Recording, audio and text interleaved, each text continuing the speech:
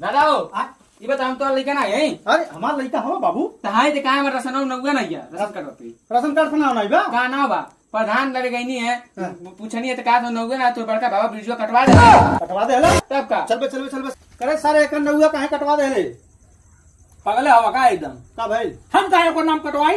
कहां एक ration card ना भरे सर लेते तो जा पता कर खो जा पता करा तब का ये पता कई काइल है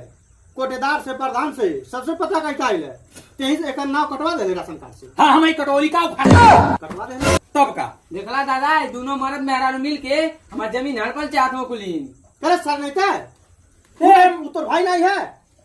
आज से 10 साल पहले जब गायब हो गई हाँ। तो कहीं आता पता रहल है हम हो कल लगा तो मर गई बही भी आ गई गली सब जगह एक नाव कटवा दे अच्छा अच्छा सरव नहीं तेकर हिस्सा तू हड़प लेता था 10 साल गायब रहे तू अगर नौवा कटवा देवा हिस्सा हड़प जाइबा अपने सरव नहीं ते घबराओ ना टेंशन न ले